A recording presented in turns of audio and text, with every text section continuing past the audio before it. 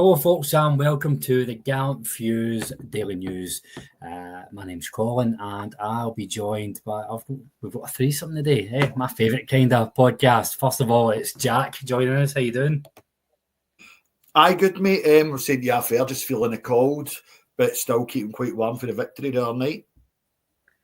Happy days, happy day. Aye, for MD thinking Jack's buzzing about the Scotland results. It's obviously in reference to the quiz where Jack won.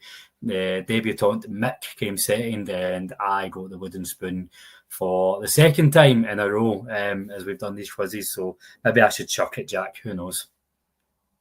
I don't know, mate, because if you chuck it in, it might be tighter. You know what I mean? We need somebody there. we need a Livingston at the bottom. Aye, I'll happily take the Livy role then. It's the taking part that counts.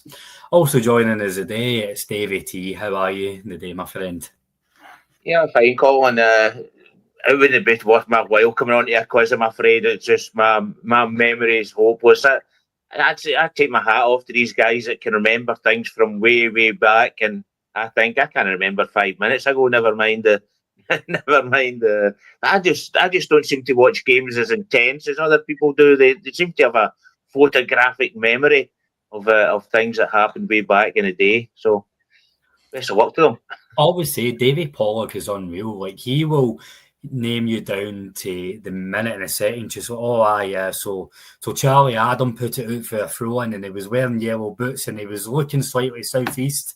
It was a wee breeze came across at that point in the 5th minute. You're like, how does that happen? Like, how can you remember that? I know. And then he says to me, when we're doing the show, he says to me, was it this and that? And I says, Davey, how am I supposed to know? If you don't know, I don't know. Well, on to current events. Unlike last week where we were kind of struggling to look for topics, we're back with a bang this week. Let's start with the official news for the club that Nils Koppen has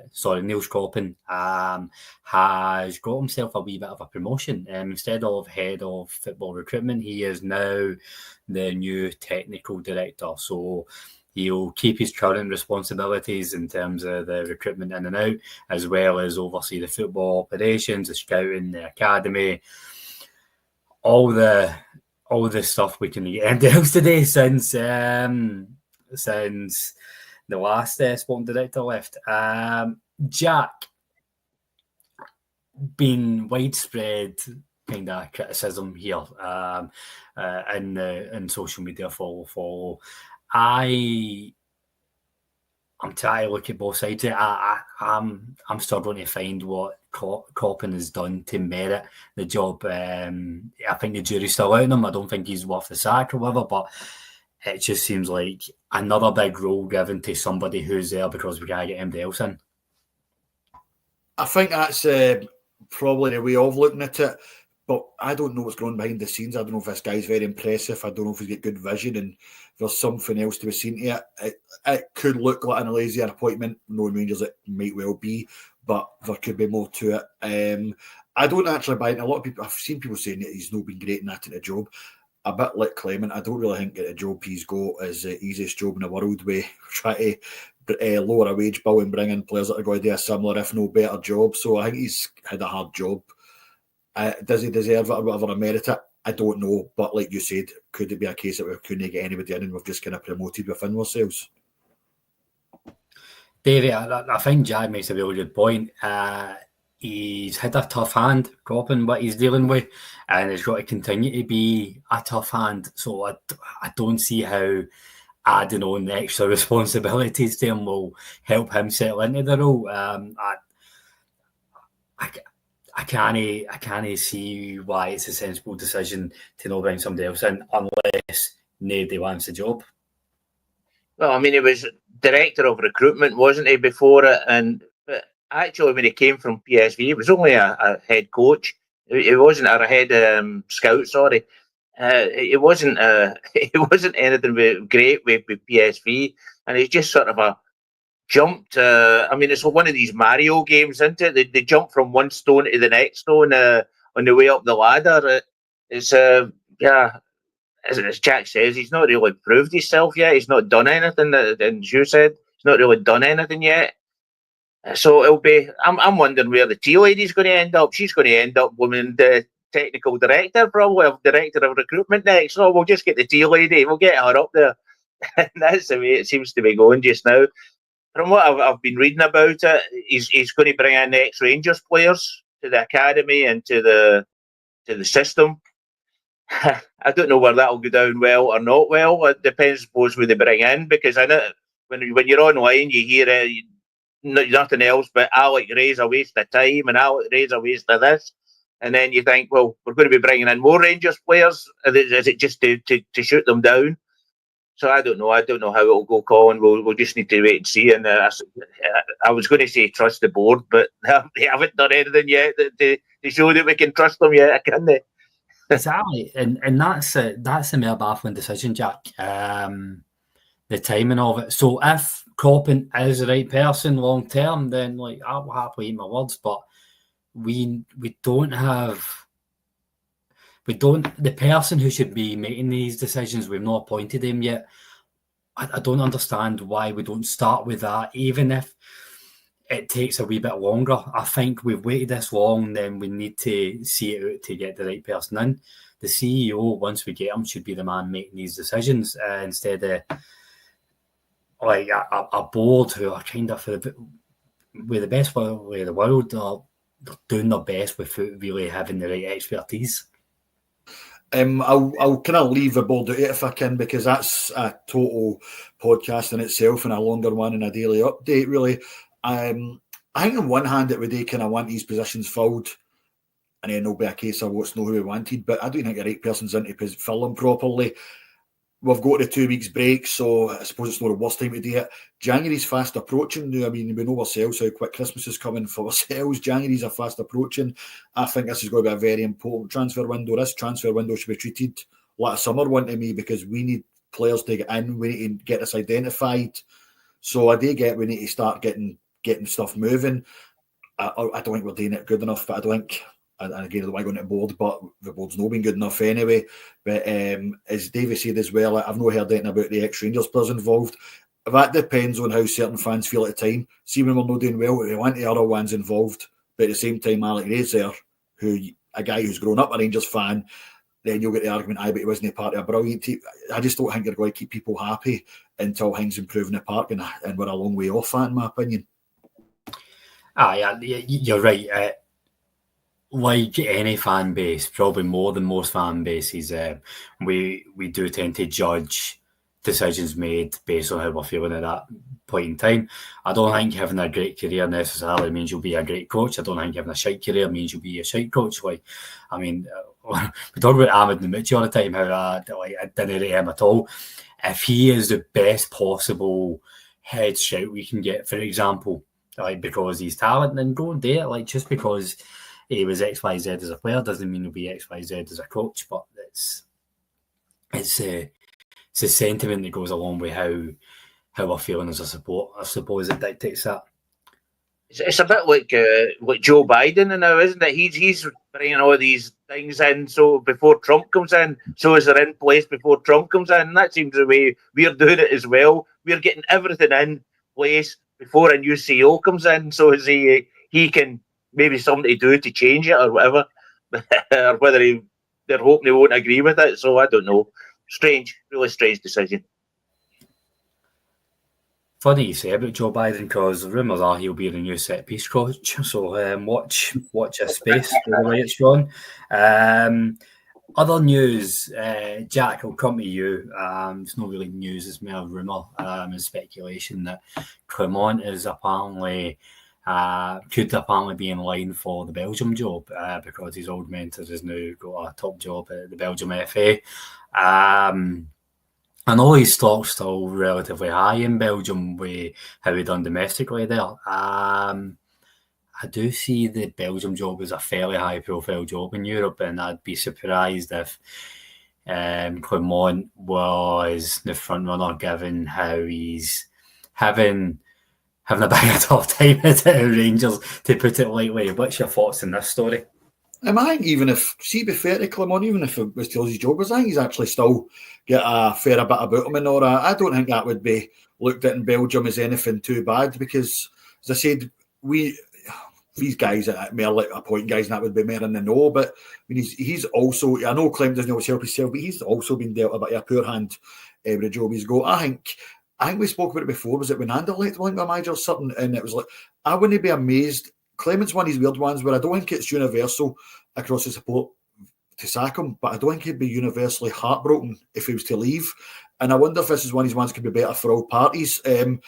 I think I get your point on Belgium job. Like you think that would be too high, but then they were happy with that Martinez for years. And I'm going to be honest, I think Clement's a better manager than that Roberto Martinez, but he's just failed everywhere he's went for years.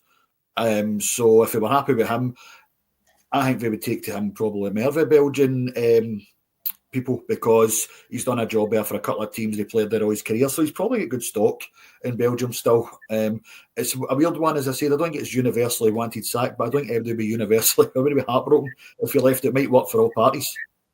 Nah, it's when you put it like that, Martinez was a bit of a shock appointment as well, and a bit of a shock how long he stayed there.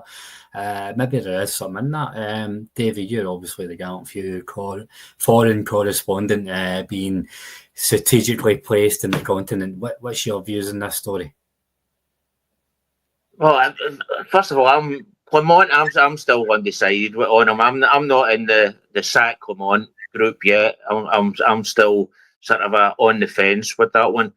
So, I mean, if you look at Alec Ferguson, it took Alec Ferguson a few years before he got Manchester United going. So I'm always sort of giving a manager a year and then kicking him out, I think's always a pretty dangerous thing to do. Especially when, I mean, we don't really know whether, there has been improvements. We're also worse. We're worse off than the team that was a couple of years ago, simply because he's not had any money. He was given a raw deal. Koppen was given a raw deal this year as well. They were told up to the last minute, as far as we're led to believe. They were told up to the last minute, there's money for you, and then all of a sudden it was, no, there's no money for you.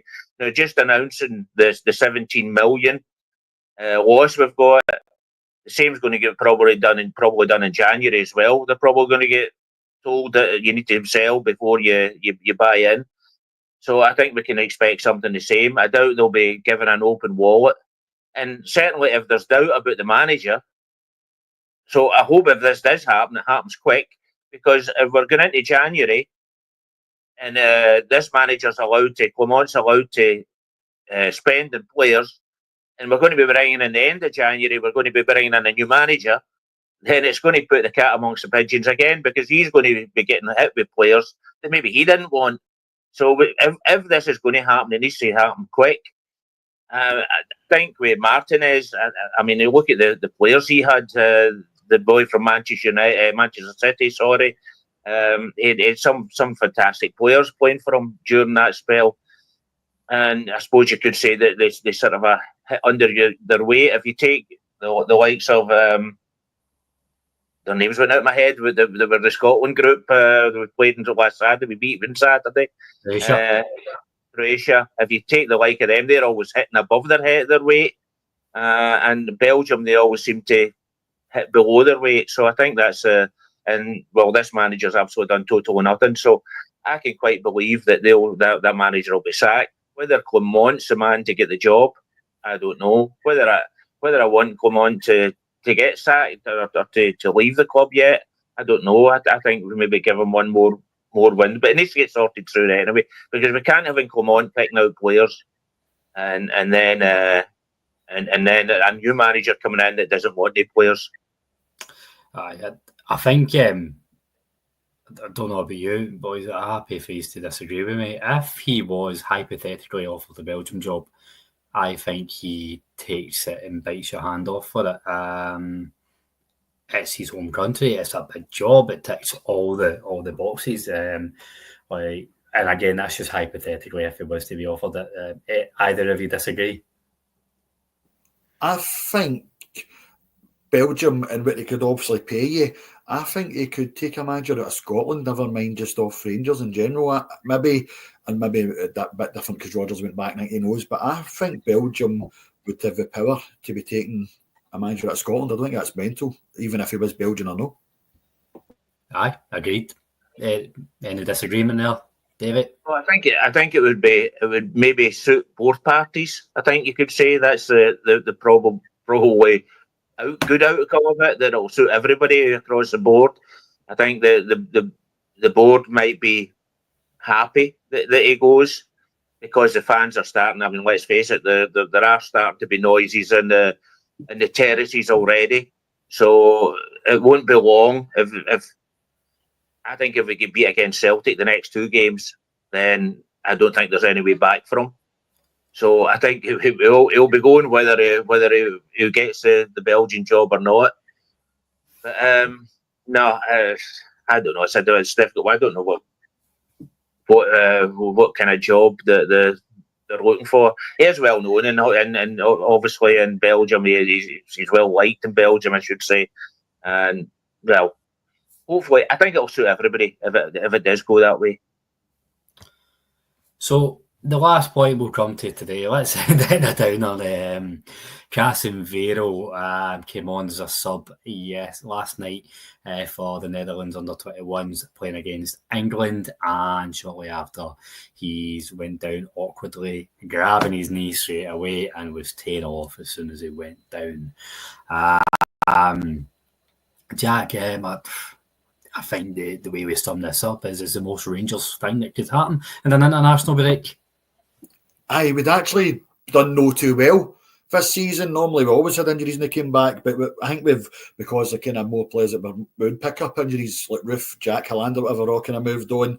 In the last couple of years we weren't getting as much, but I thought we were getting away with it this year now, and it's the last international of the year. And an under-21, not even an actual senior one, we end up losing somebody. I was looking at it. Hadji scored some goal and I thought this looks quite good. I don't know if you've seen that, and then I seen that news, and just at the point where I was thinking Kasanwirjo starting to look like a first team starter for us quite comfortably, maybe in centre half, maybe right back, wherever you can see him comfortably playing.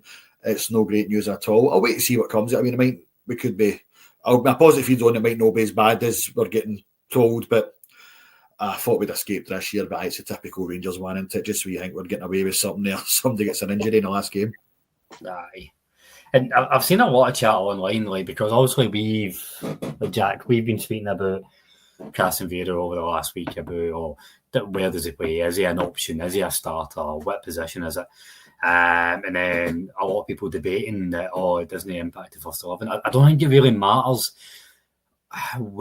if you see him as a squad player or a first 11 player. The fact of the matter is we need options, we need bodies. It's a bad news story either way, Davie. I don't know if you've got any other take on it. Well, it's never good to have a player injured, isn't it? And I know in Holland they're already asking, listen, do we need all these games, these international games? Because all we're doing is sending players across the world and they're coming back injured. And it's not just Rangers that are having this, it's other teams as well. So it is a thing. I mean, if you look at now, there used to be an international game about once every 2 months or something like that. And now, except when there was a big tournament on, the World Cup or the European Cup, there was. But now it's nearly every 3 weeks. We've got an international break. I mean, it's getting beyond a joke. And they're changing tournaments now so that there can be more games. And the UEFA have got their tournaments are getting more and more games. And it's just absolutely. I mean, I think it's all the club football. I think it's all made up to eventually go to a European league. I think that'll come eventually. But no, it's unfortunate, and I don't think it's just us that's getting players injured. And Kasanwirjo, yeah, what was he? Was he a first team player already? I only seen him playing one really good game, and that was at centre half. I didn't really think he was that great at right back when we played there. I think I would rather have Sterling in there. But obviously, Clement didn't think he was a first team player yet because he never played him hardly as a first pick. So yeah, it's just one of these unfortunate, and hopefully it's not that bad as it looked. I didn't see it, but from the description, I've heard it looked pretty bad. Yeah, obviously we're speculating, right now because we don't know how bad it is. Was it taken off? Like, and assessed straight away was like, what's the damage? We don't actually know yet, Jack. But the scar tissue in me says like he'll miss a couple of games. I hope I'm wrong. I can know the scar tissue what you mean, but we'll just need to wait and see how that goes. Hoping it's not too bad, but you never know. And I might have mentioned this to you before. This is why I prefer when we buy players that are English, German, Spanish, French, whatever, because there's probably no chance of getting called up and you've got to play it. So Rangers can run them into the ground. We're good at that anyway, without throwing international football and tap it. But I think there's actually been quite a few good Rangers careers, like some brilliant ones, like some recent ones, like maybe Tav Goldson, Ryan Kent. They weren't going away. Back in the day, you didn't need to worry about Albert's going away, Amoruso going away. It does help when you've got players for the kind of bigger countries that are never going to pick a player at Scotland. Now, I know that's a really selfish Rangers point of view because players don't view it that way, but I do prefer it when we've got guys for the countries that are going to get called up. Well, I think we've got, sorry, Colin, I think we've got Cherny tonight as well playing. So let's hope that he gets through it because he is one that we can't afford to miss, to be honest with you. He's been one of our best players. And I believe it's Georgia they're playing. Hopefully Georgia beat them for Scotland's point of view. But let's hope that Cherny comes through uninjured. See on like the point that Davie made earlier about like shouting about less game time, less international game time. Every football fan is done to death the international football debate, the senior one. That's not got to change anytime soon. I think a different conversation is under 21s, under 19, under 18 international football. I get the reason, rationale for it. I don't think we need as many.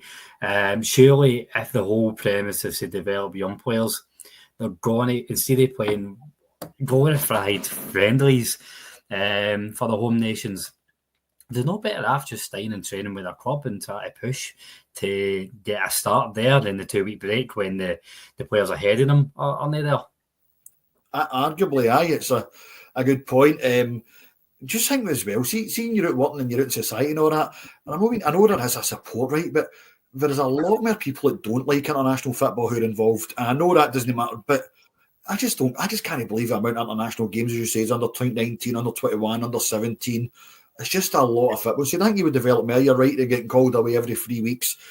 Half that week spent travelling, the other half spent travelling to your games. If you're a Holland player going to Albania or Georgia, whatever, it's a lot more travelling than actually playing any football or training. And I just think obviously it's a money thing because what was it? I think me and David T, when you were away, Colin, we spoke about this.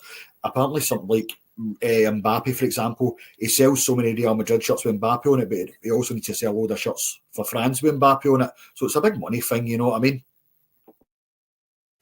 That's it. Money talks, bullshit walks, as they say. But, gents, that was the 3 headlines for today. I don't know if you've got any other final comments. If you do, just one more, Colin, that I had. That I know you're in a hurry to get away. So was it James Bygrove has approached Craig Robertson to go to Al Quadsi. That was the only other thing that. So it seems to be. Robertson, was he the old director that left? He was. I don't know, but I can't remember what position he was. He was certainly a director, that's for sure. But I think he had a position as well. Was it? The name rings a bell. The name rings. I like the way Davie started that when he says James Bygrove was approached. I thought we were going to get a square go part or there, Mervyn. They go anywhere. That started off brilliant, Davie. No, he approached the Craig Robertson. So whether that's it was to see if what is it they call it? All teams are gathering together. He's a director that left last month, 2 months ago. There you go. Well, maybe that's a wee insight as to why he was leaving, because he's got to go and live in the sun and get some mega bucks. It's when you put it like that, it's not. It's hard to argue with him, is it? I was only joke, Colin, by the way, when I said all thieves are starting together. It was just a joke. Don't worry. I'm sure James Bisgrove hasn't got to sue us anytime soon. But gents, I think that'll do us for today. Before we do, a massive thanks to all the listeners. Obviously, I'm sure they'll all agree that we hope Kasanwirjo gets well soon. Let us know your thoughts on the Koppen announcement and the Clement rumours as well. I wonder if there's going to be any differing opinions in the comments. But all that's left to do is a big thank you to my two guests today. First of all, Jack, it's always a pleasure, mate. Aye, thanks for having us on. Thanks for letting us do it again at a nice normal time, Colin. And I hope every day is a good day. Yeah, and of course, always a pleasure, never a chore to have you on, Davie T. Yeah, well, last minute jump on, Colin, just to help you out. So it was good. I enjoyed it, and getting back into the old routine. So thanks for having me on, and thanks everybody for listening. No bother at all. And again, if you are interested in the Rangers CEO role, all you need to do is tweet Rangers saying I'm interested, and you're very likely to get the job. So good luck to anybody that applies. I wish you well.